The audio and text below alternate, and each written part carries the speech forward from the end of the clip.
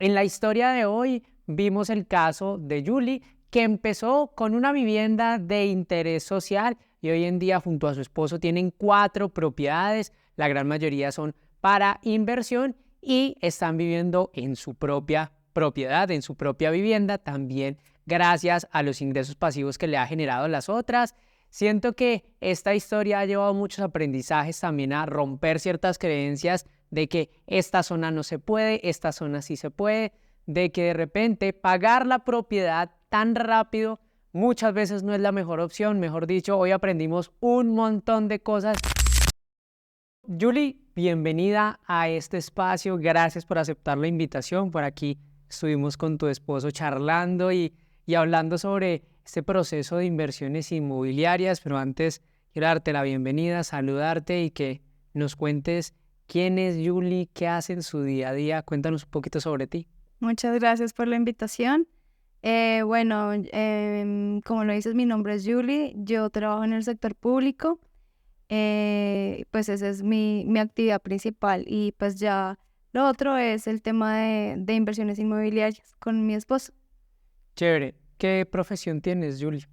contadora pública. ¿Y eso en qué parte del distrito trabajas? ¿En qué parte del sector público trabajas? Estoy en la Secretaría de Hacienda, pues en contabilidad, en el proceso de los estados financieros de Bogotá y bueno, de otros sectores que conforman el distrito. Chévere. Tú ahorita nos comentabas tras bambalinas que tú eres como experta, ya te volviste experta después de trabajar varios años en el sector público en cómo hacer convocatorias, cómo es pasar vacantes, algo así por el estilo, ¿no? Sí, es que en el sector público hay diferentes formas de emplearnos. Una de las mejores es siendo empleados públicos de carrera administrativa, que es el empleo que yo estoy ejerciendo actualmente. Y pues es una de las formas en donde las personas nos empleamos sin tener necesidad de recurrir a palancas políticas o un contacto de pronto. Entonces es un proceso de meritocracia en donde por las habilidades tanto de conocimientos como también de competencias comportamentales y experiencia y de estudios, eso suma para que la persona pues pueda acceder a un cargo público con todas las garantías que tiene el sector público, que tiene pues varias más, digamos, prestacionales, incluso más que el sector privado, y con una estabilidad. Entonces, digamos que así es como estoy empleada, es un proceso que yo llevo desde hace aproximadamente 12 años y pues también a las personas yo les brindo este conocimiento tengo pues unos canales en las redes sociales y apoyo para que las personas también puedan acceder a eso, pues porque esto nos permite que el Estado también tenga personas pues competentes y que haya menos, digamos, como decía en algún momento la alcaldesa, por mérito no palanca, que haya cosas más de mérito que de palanca y eso fortalece también el sector del Estado y para el beneficio pues de todos nosotros. Chévere. O sea, una persona llega allá y es que contrato a término indefinido o eso allá es, ¿cómo? ¿Funciona igual que una empresa privada? Es parecido, o sea, digamos que hay varias modalidades de contratación, así como en las empresas privadas. Muchas empresas tienen personal de planta, que son, digamos, personal fijo, y también tienen personal de pronto que rota en temporalidad o por un contrato de prestación de servicios, que la persona pues no tiene las mismas connotaciones que si fuera alguien de planta. Así también en el sector público existen ese tipo de cargos, solo que pues el que más beneficia es el que es de planta, de carrera, que tiene opción de estar de forma permanente y solamente, digamos, puede finalizar su relación laboral con el Estado cuando pues comete alguna cuestión disciplinaria, algún delito o porque haya algún tipo de reestructuración de pronto, pero y es muy estable, tiene pues sus prestaciones, todo, tiene incluso pues una prima de vacaciones que a veces en el sector privado no hay, una bonificación de recreación cuando sales a vacaciones, tienes también, cada año te pagan una parte adicional como por esa antigüedad, hay muchas cosas, la prima pues no es igual que el sector privado, en el sector público las primas son el doble, entonces digamos que en junio no te pagan solo 15 días de primas, sino te pagan lo equivalente a 34, 36 más días. En diciembre te pagan también 30 días de prima de Navidad. Así hay varios beneficios. Entonces, y los salarios son muy buenos. El que menos gana, incluso un auxiliar por ejemplo, en el distrito del grado más bajo, gana más del mínimo, gana 1.700.000. Y es como el cargo base, ¿no? El primer cargo que yo... el más básico. Y Entonces, hay gente que vos sale de la universidad profesional y a veces resulta que pues siente que tiene que como que regalarse para tener un buen empleo. Entonces, para mientras tiene experiencia, ¿sí? A veces ni siquiera les pagan el mínimo o les pagarán el mínimo. En el sector público, por lo menos en el distrito, que es el sector en el que yo estoy, un profesional que está recién egresado, que logra vincularse a través pues del proceso de meritocracia, que es un proceso que se adelanta por una entidad que se llama la Comisión Nacional del Servicio Civil, hace todo el proceso de subir su documentación de hoja de vida, de participar en unas pruebas escritas, de que le valoren sus estudios, de que le valoren cierta experiencia que de pronto haya tenido, aunque pues en estos la verdad la experiencia ni la miran. Entonces, es más como el conocimiento y cómo te vendas de primera mano. es el resultado de que tú en las pruebas escritas tengas éxito. Es puro estudio en el campo de todo lo que tenemos que saber desde que estamos en el colegio: constitución política, función pública, y sobre las funciones específicas, porque pues si vas a hacer, por ejemplo, algo contable, pues debes conocer de la contabilidad del sector público, por ejemplo. Entonces, es ese conjunto de cosas que tú debes conocer y también ciertas habilidades también en la parte comportamental que debes tener. Entonces, por ejemplo, que tú debes tener, saber de orientación al usuario, de servicio al ciudadano, de trabajo en equipo, cosas que... Claro. Entonces, de eso también en esas pruebas. Y la persona, pues, cuando presenta las pruebas, prácticamente este es el puntaje que el 80%, porque lo otro es hoja de vida. Sí. Entonces, digamos que sí hay ahorita hay muchos jóvenes que salen de la universidad y tienen la oportunidad de que los papás les pagan una especialización de una. Salen con una especialización, pero no tienen experiencia laboral. Entonces, en este tipo de formas de emplearse, si presentan el concurso de mérito, se llama, y logran pasar entre el primer puntaje, digamos, dependiendo del número de empleos, porque puede haber un empleo que tenga 5 vacantes, dependiendo de las características del empleo. Puede haber uno que tenga solo una. Pero si llega a estar seleccionado, no le van a, o sea, empezando porque cuando está haciendo el proceso no le van a pedir que tenga experiencia. Eso no se lo miran. Le miran las pruebas que presente y le miran pues los estudios que tenga. Entonces, ahí es donde entra a una persona que es recién egresada a ejercer como profesional, no va a entrar como auxiliar ni como asistente, y ya ahí empieza de plano. Por lo menos ahorita el sueldo de uno de esos profesionales está sobre los 3 millones de pesos. Que eso no está... Que para empezar, no está nada mal. No está mal, y también, pues, digamos que no importa que no tenga experiencia, que muchas veces es lo que las empresas, no, pero es que usted no tiene experiencia, ¿cómo le va a pagar eso? Sí, bueno, entonces venga y trabájeme un tiempo y ahí miramos, vamos mirando a ver, y pues se le ubicará como persona ya de planta permanente, no, allí ya detrás de uno con todas las garantías. Bueno, no, chévere. Esta información es muy importante porque nos ayuda también a expandir nuestro panorama y saber que si de repente tenemos algunos retos en el tema de ingresos, en el tema de estabilidad laboral o oportunidades laborales, pues tenemos personas como Julie que nos ayudan a capacitarnos en todo este proceso para pasar esas pruebas del Estado. Y de aquí me surge otra pregunta, y es: ¿cómo conectas toda la parte de contaduría más toda la parte de pruebas del Estado y todas estas cosas que haces con los bienes raíces? ¿Cómo llegas a conectar todo eso?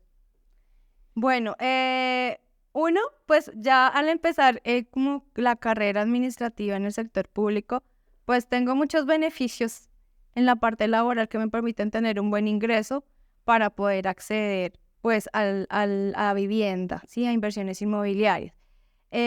Pues por lo que les cuento también pues de todos los beneficios que tenemos en la parte prestacional, ¿no? también en la parte de contaduría, pues conozco la parte financiera de cómo se manejan la cuestión, por ejemplo, de los créditos hipotecarios. Em, yo pues en la universidad aprendí finanzas, aprendí matemáticas financieras y esto me ha ayudado mucho a poder yo hacer una proyección de los créditos. Además, que pues cuando he trabajado en varias partes de la contabilidad del distrito. En una de ellas en algún momento trabajé en el área de crédito público. A mí me ayudó muchísimo a fortalecer esa parte, pues porque teníamos que entrar a mirar ya con norma internacional, que pues para los contadores sabrán que eso fue una cosa que para nosotros nos transformó totalmente lo que sabíamos en la universidad. Entonces tuvimos que entrar a hacer más que una contabilidad bueno, qué es lo que le debo al banco y qué es lo que me cobra por intereses, es entrar a decir, bueno, ¿qué es lo que yo le debo al banco? ¿Cómo yo calculo esos intereses? Porque antes era, no, el banco me da la información y así yo la registro, ¿no? Ahora se calcula y se hace una proyección y basada en esas proyecciones, pues ya sabemos qué es lo que tenemos que llevar a la contabilidad. Entonces, tuvimos que hacer un proceso en donde tuvimos que coger las tablas de amortización de las deudas del distrito, entrar a hacer esos cálculos bajo la nueva norma internacional. Y haciendo ese proceso también afiancé muchísimo el conocimiento de finanzas, matemáticas financieras, que pues yo ya tenía en la universidad. Entonces ahí fue donde más logré como conectar esa parte y pues la aplico también en este tema de los créditos de vivienda y en cualquier crédito, aunque pues personalmente yo no he sacado créditos de libre inversión, porque solo me dicen la tasa y yo ya digo no, descartada totalmente. Son cosas absurdas que rondan los 30, 40% efectivo anual y ahí es donde vemos que terminamos pagando un montón de plata. Aquí yo quiero que nos vayamos un poco más al resultado para después hablar del proceso y cómo llegamos a él. Cuéntanos un poquito cuántas propiedades tienes ahorita con tu esposo y luego me cuentas cómo empezaste. ¿Cuál es tu resultado? Tenemos 4 propiedades, él y yo. ¿Y cómo fue la primera? ¿Cómo adquiriste esa primera? ¿Cómo diste ese primer paso? ¿Hace cuánto tiempo? ¿Cuántos años tenías? ¿Y cómo fue? La primera fue en el 2015, me la entregaron. Pues yo en ese momento estaba soltera, vivía con mis papás y yo decidí ya independizarme. Pues ya sentí que iba a cumplir 30 años, entonces que tenía pues que empezar a buscar mi propio espacio y yo empecé pues a mirar varias opciones de vivienda de interés social. Me enfoqué por la vivienda de interés social porque pues en ese momento se ajustaba a mis necesidades. En ese momento yo estaba pues empleada en el sector público como técnico operativo. Yo ingresé como técnico operativo. Actualmente pues ya soy profesional especializado en este proceso de carrera que les conté al principio. Y como técnica operativa, ¿cuánto ganabas en esa época como para lanzarte a comprar vivienda? ¿De pronto ganabas los 3 millones que me mencionas ahorita o ganabas un montón de dinero o con qué ingreso empezaste para proyectarte a invertir en tu primera propiedad?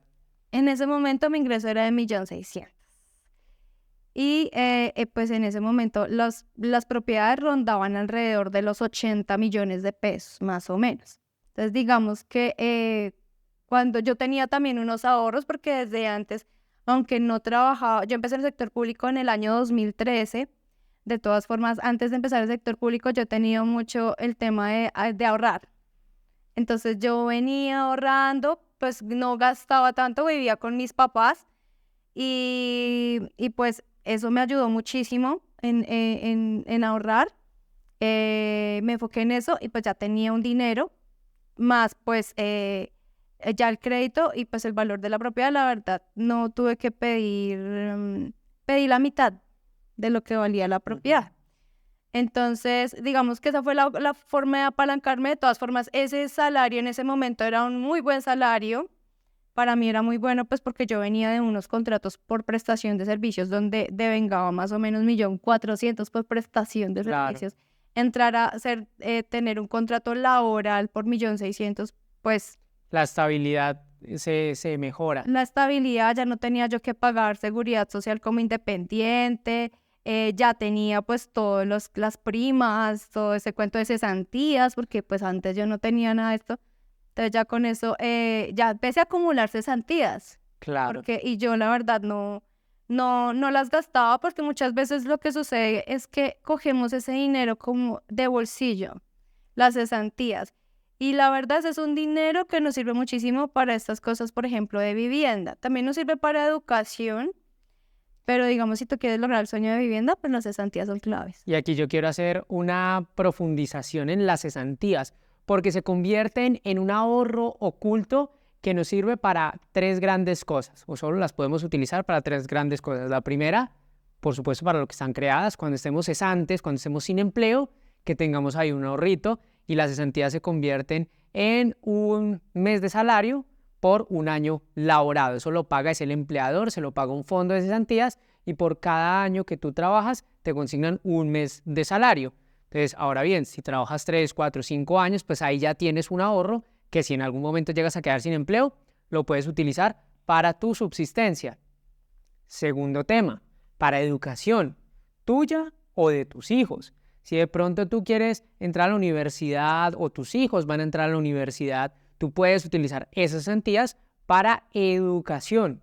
Y la tercera forma que puedes utilizar las cesantías es para lo que estamos hablando, para todo el tema de inversiones en propiedades, para vivienda, para pagar la cuota inicial, para remodelarla, para todo lo que corresponda al tema de vivienda.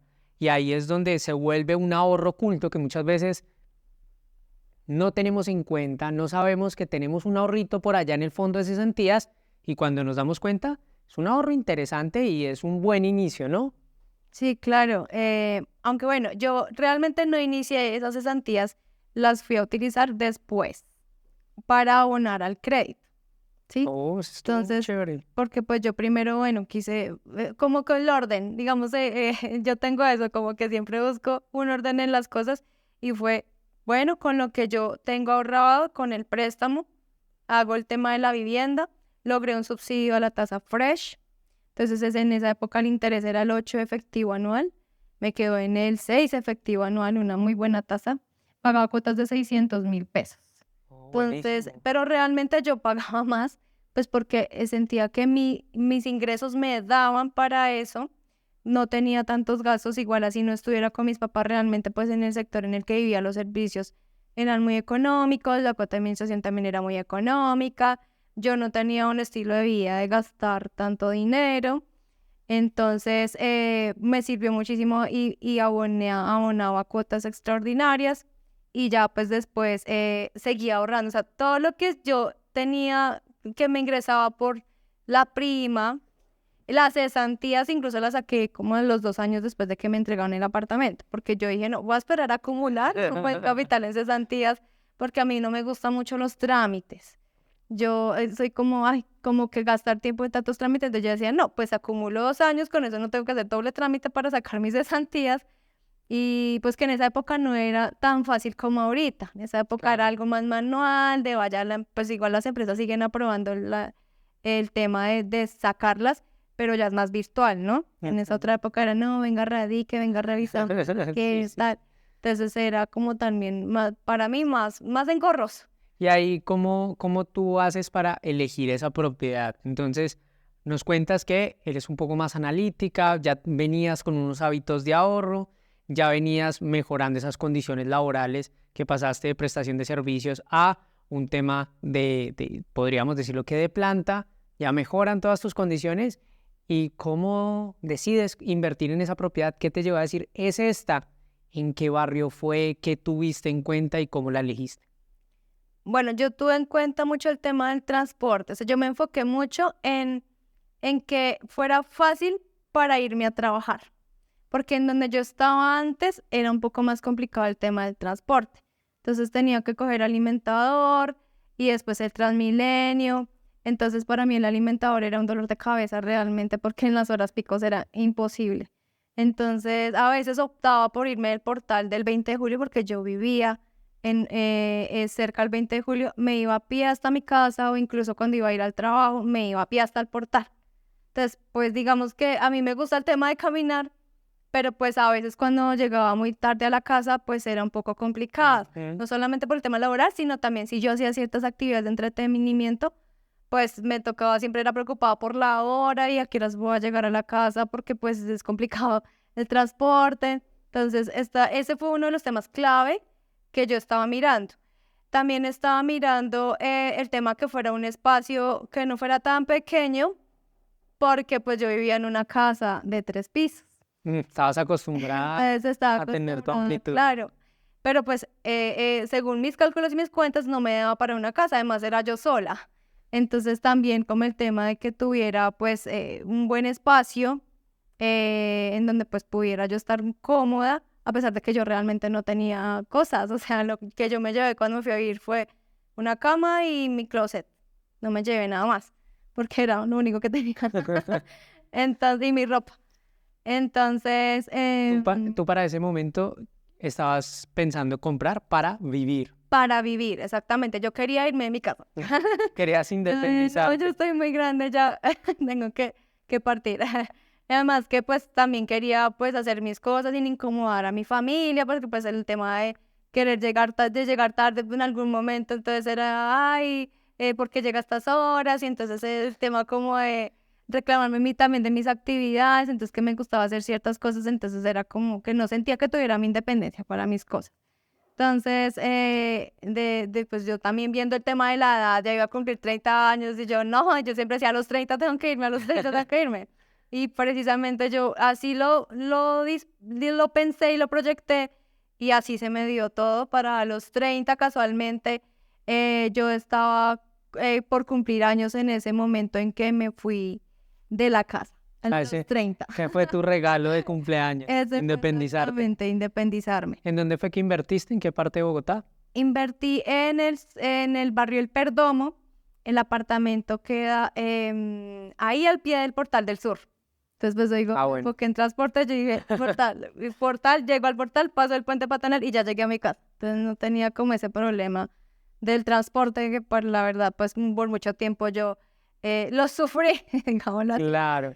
Entonces era mucho más fácil en ese sentido. Entonces, la ubicación por el transporte, que quedara también cerca los supermercados, que quedara cerca, quedaba también cerca centros comerciales, la zona de pues las tiendas, había el supercade que ahí al lado, entonces era como, oh, tengo todo, eso era lo que yo estaba buscando, comodidad en varios aspectos, o sea, en cercanía de varias cosas que pues sentía que en el momento que yo vivía donde mis papás, pues todo, me quedaban muy lejos muchas cosas, las tiendas del barrio sí me quedaban cerca, pero si yo iba a ir a un centro comercial, entonces el más cerca quedaba era en Gran Estación, era el más cerca que me quedaba, por ejemplo, Claro. de un centro comercial, porque pues ahorita ya hay muchos centros comerciales, en esa época pues el más cerca era ese.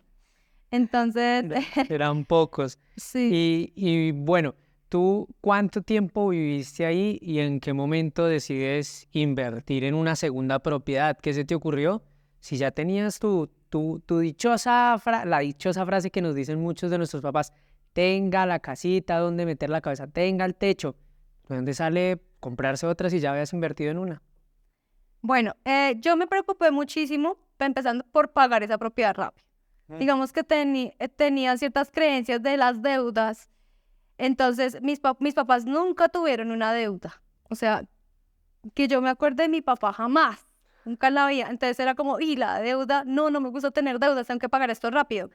Entonces, bueno, con mi sueldo, además que tuve también un ascenso, no duré sino 10 meses como técnico, después pude estar como profesional, que como profesional tenemos unas primas adicionales. Entonces, era pues de manera temporal porque se llama encargo esa figura en donde si hay una vacante más en un grado más alto que el que estás, puedes acceder a ella mientras sale un concurso para que llegue la persona fija. Entonces yo aproveché eso y dije, uy, súper porque puedo pagarme más rápido la propiedad. Incluso cuando me iban a dar el crédito, me ofrecían más, como que mejorara, o sea, que sacara por más dinero. Los bancos les conviene a veces que pidamos más crédito. Pero pues yo no, eso pues dije, no quiero pedir más. Además que no sé en qué momento me vuelva a mi cargo anterior Entonces es eso como de mirar y decir, no, puede que ocurra, entonces espere un momento. Entonces lo pagué en 2 años el apartamento, lo pagué en Wow. 2 años, con cesantías, con todo lo que les digo. Y pues ya, bueno, ahí digamos de lo que he aprendido a lo largo de todo esto era una tasa muy barata, decidí pagarlo muy rápido, ahorita una tasa de 6 efectivo anual no hay, Wow, tenías una tasa del una 6%. tasa del 6 efectivo anual con el subsidio Fresh. Entonces, ya no tengo oportunidad en estos momentos, de acuerdo con lo que existe, de otro subsidio porque ya tuve un subsidio, ¿sí? Ujú. Los ingresos tampoco, digamos, me dan para un tema de subsidio. Entonces, digamos que de cierta forma perdí ese subsidio. Y aquí es donde quiero hacer énfasis en una cosa que acabas de decir que es demasiado importante. Y es que Julie, de repente en su afán, y el caso de Julie es el caso de muchas personas, que el afán de no tener deudas o el afán de pagar rápido esa propiedad lo lleva a perder ciertos beneficios como los subsidios. No es que te lo hayan quitado porque no, entonces ya devuélvamelo. No, es porque te dieron la oportunidad de que tuvieras una reducción de 7 años. Ah, si usted lo quiso pagar en uno, pues se perdió los otros 6, porque yo le di el beneficio por 7 años. Y lo mismo pasa con el de la cuota inicial. Tú puedes hacer uso comercial del inmueble, si tú sacas un subsidio por caja de compensación, puedes pagar la propiedad al siguiente día, puedes pagarla en su totalidad o venderla o arrendarla. Pero ¿cuál es el tema? Que si la vendes o la pagas en su totalidad al primer mes o al primer año, pues prácticamente que estarías perdiendo todos los beneficios porque ese dinero ya no se vuelve tan rentable porque al final está saliendo de tu bolsillo. ¿Qué es lo más conveniente para el caso de Julie? Pues si ya había tenido el subsidio tasa fresh, espérese los 7 años, cuando se le termine, ahí sí páguela el mismo año séptimo para aprovechar al máximo ese beneficio y probablemente no hubiera tenido que salir el dinero del bolsillo de Julie, hubiera salido era del arrendatario, del inquilino, que ahí es donde se convierte en nuestro mejor socio, porque nosotros sacamos la deuda y él es el que la paga. Nosotros tenemos los beneficios, los subsidios, los incentivos y ellos son al final los que terminan ayudándonos a pagar esa propiedad. Entonces tú lamentablemente y por ese afán pagaste eso rápido y ya no puedes acceder a más subsidios y de ahí ¿qué pasó? Sí, entonces al terminar ya de pagar esa propiedad, yo igual he estado enfocada en el tema de a futuro, cuando me pensione, pues porque el tema pensional, no, digamos, es cuando las personas se pensionan, sus ingresos no son los mismos que tenían en el momento en que estaban laborando normalmente, por todo este tema, pues, de lo pensional, ¿no? Entonces yo pensaba, bueno, ¿yo qué voy a hacer? Porque es que yo no voy a vivir con un ingreso inferior al que tengo.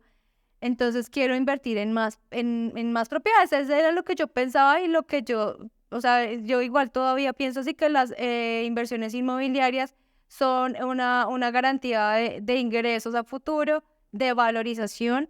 Entonces esa era mi forma de pensar. Entonces yo ya lo tenía proyectado de tener así, comprar propiedades, de hacer eso en mi vida, digamos, de vivir de las propiedades cuando me fuera a pensionar. Y bueno, de mi pensión. Entonces, bueno, aunque pues digamos que se acelere el proceso, sucedió en mi vida una cuestión emocional que me empujó a de una vez comprar una propiedad. Y bueno, pues fue un tema ya amoroso de ruptura que pues me pegó demasiado duro y pues yo quería irme de mi apartamento porque me traía con muchos recuerdos de esos momentos, ¿sí? Entonces yo salir corriendo literal de ese apartamento, yo ya me quería ir para otro lugar, incluso llegué a pensar en irme a vivir en arriendo. Entonces pero pues yo como que dije, espera un momentico, cálmese, porque en ese momento yo pensaba, no, vivir en arriendo para mí no sería rentable, ese dinero lo puedo tener para pagar la cuota inicial de otro apartamento, que es lo que yo busco a futuro. Entonces me calmé, dije, pues puede que me demore un poco, pero pues ya digamos que ya trabajé en la parte emocional y ya dije, no, o sea, pero eso me llevó a decir listo y empecé yo a mirar apartamentos, proyectos y lo mismo, lo tenía yo enfocado como, bueno, quiero que sea algo que me facilite mi traslado al trabajo. Entonces, como que lo he enfocado mucho al tema de mi trabajo, ¿sí? Entonces dije algo que donde yo pueda vivir cerca al trabajo y también cerca a las cosas que me gustan. Entonces a mí me gusta mucho el centro, me gusta ir al planetario, me gusta todo ese tema cultural, de los museos. Entonces dije, no, centro en el centro, voy a ir a averiguar al centro. Entonces, en esa época todavía tampoco estaba con Juan. Yo decidí empezar a mirar en el centro internacional me pareció muy bonito, muy chévere. Yo, uy, no, aquí súper, me queda súper cerca del trabajo. Y tomé un proyecto ahí en Centro Internacional, eso que hay al pie del Centro Comercial San Martín. Bueno, como atrásito del Centro Comercial San Martín. Y me gustó muchísimo, era un apartaestudio, pues era como 30 metros cuadrados, pero pues yo vivía en 47 metros cuadrados, pero me pareció que me ofrecía muchas ventajas a nivel de ubicación, además que era pues muy bonito, en el que yo compré pues también el primer apartamento, me lo entregaron en obra gris, yo lo acomodé como yo quise, con los recursos económicos que tenía en ese momento, pues porque quería muchas cosas, pero pues a mí no me gusta como financieramente yo empiezo a mirar y yo digo, Haces ¿puedo todos o no los puedo? Yo hago cálculos, todos los claro. cálculos, como buena contadora hago los cálculos. Entonces, en ese momento dije, me gustó el del centro, tenía lavavajillas, yo voy súper genial, ya venía pues todo con sus acabados, me gustaron los acabados, entonces yo dije, no, chéverísimo, el ventanal, todo, la ubicación. Entonces decidí invertir en ese y en vez de irme a vivir en arriendo, dije yo no, más bien eso lo cojo para la cuota. Y ya pues ya me había calmado, digamos. Entonces ya, de todas formas, ya tenía esa proyección de irme a vivir. O sea, yo lo he mirado como en irme a vivir, pero pues igual tengo las propiedades, me voy a vivir a la otra, pero tengo la otra en donde ya puedo tener como una renta. Entonces dije, no, de la otra, pues la renta. No pensé nunca en venderla. Entonces, sino en rentarla, más que ya la había terminado de pagar. Entonces, Buenísimo. por eso fue que decidí ¿Y, meterme en la otra. y qué pasó ahí? Tú decides Centro Internacional y porque ya no es Centro Internacional, sino que terminas casi unas 100 cuadras después del Centro Internacional. ¿Qué sucedió ahí? Bueno, ahí llegó Juan a mi vida. Entonces, un día yo estaba con él y me llamaron. El proyecto no llegó a punto de equilibrio cuando debía llegar. Mm, Y pues lo que hicieron en ese momento fue hicieron como una prórroga pues con la autorización firmada de todos los que teníamos el encargo fiduciario y listo, autoricé yo la prórroga y no me recuerdo por cuánto tiempo fue, pero pues estaba la esperanza de que algún momento llegáramos al punto de equilibrio. Infortunadamente, en ese tiempo no se llegó al punto de equilibrio, no lograron las ventas del punto de equilibrio. Y pues yo estaba como muy... Cuando me llamaron, yo estaba con Juan, me llamaron y me dijeron, no, el proyecto no llegó a punto de equilibrio. Vamos a devolverle el dinero, por favor, envíenos los datos de su cuenta bancaria. Y ya. Entonces y bueno, yo ya ahí quedé tenías, desinflada. ya ahí estabas con el golpe, pero estabas también con el ahorro, o sea, no perdiste. De pronto te desilusionó un poco, pero tenías ahí un colchoncito que decidiste empezar a buscar otra opción, ¿no? Sí, pues digamos que yo en ese momento como que quería quedarme sumida en la tristeza de que no se dio, me puse pues triste, pero ahí estaba Juan y me dijo, no, tienes un dinero, nos vamos ya mismo a buscar propiedades. Entonces él fue el como yo como, ay, pero espere, déjeme llorar. Déjeme llorar un ratico. Pero no me dio tiempo de llorar, entonces digamos que ahí él tenía en ese momento otro tipo de información que yo no tenía en cuanto a la parte de mentalidad y abundancia, ¿sí? Entonces él ya lo vio como, no, hay caídas, pero hay que levantarse y no durar ahí en la pena, quién sabe cuánto. Entonces ahí nos fuimos y ese día empezamos a mirar propiedades, empezamos a mirar, yo quería por el centro. es internacional. Entonces empezamos a mirar, pues ya las cosas estaban un poco más caras. Digamos que en ese momento ese proyecto era, no era de interés social. Ese no era interés social, entonces el precio era un precio fijo. Después empezaron a salir como proyectos de interés social de renovación urbana. Entonces ya de cierta forma en la expresión en salarios mínimos pues daba para que de pronto fuera un poco mayor el precio. Tampoco la diferencia es que fuera mucha porque de todas formas yo seguía ahorrando. O sea, yo sigo ahorrando, actualmente también sigo ahorrando. Entonces, digamos que lo que yo empecé a averiguar, pues la diferencia entre lo que yo tenía proyectado y lo nuevo, no, digamos, me daba de acuerdo con lo que estaba ahorrando. O sea, Sí. como... Entonces, empecé a mirar allá con él y me encontré ahí cerca un proyecto muy bueno. De todas formas, pues para mí yo nunca miré más allá. O sea, para mí era del centro hacia el sur. El norte no existía para mí, porque en mi mente yo no podía pagar nada en el norte. No existía nada en el norte que se acomodara a lo que yo podía, ¿sí? Pero es algo más mental. Nunca me atreví a ir a mirar allá. O sea, tenías Entonces, la creencia de que o en el sur o en el centro era lo que podías pagar y en el norte era demasiado caro. el norte ni siquiera lo miraba. Y Allá cuando, y nunca miraba. cuando fuiste allá al norte, ¿qué encontraste? ¿Cómo te encontraste y qué oportunidad viste? Vi proyectos de interés social también, que me sorprendió el hecho de ver, porque yo pensaba que interés social solo era pues en la parte del sur. Y también pues vi proyectos también no vis que se ajustaban al presupuesto que yo tenía y yo pensaba que no. O sea, fue como, venga, oiga, sí, también se ajusta a lo que yo tengo. Entonces, fue ese tema, fue también darme cuenta de que no solamente mi vida, o sea, giraba en torno al trabajo, sino que habían otras cosas que yo también quería. Entonces, como que relacionarme con ese entorno, gracias a mi esposo, pues porque él sí vivía en la parte norte, él ya conocía más de la parte norte, incluso Chapinero yo también miré, pero en Chapinero como que las zonas no me gustaban mucho, entonces como que en ese momento ya buscaba yo algo más tranquilo, digamos que las Sí. preferencias van cambiando conforme tu vida va avanzando en edad también, no sé, en mi vida ha sido así. Entonces ya buscaba con más tranquilidad y me di cuenta con un proceso de programación neurolingüística en el que mi esposo pues venía de años atrás.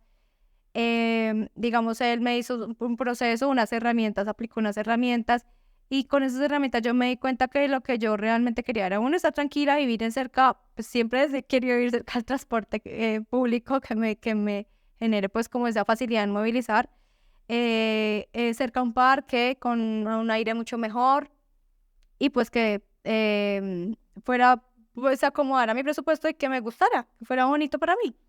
Entonces llegué pues a encontrar eso allá. Entonces estaba yo en el dilema del norte y el apartamento del Centro Internacional. Los dos, el del Centro Internacional era un poco más pequeño que el del norte. También el precio era un poco menor, no se diferenciaban mucho.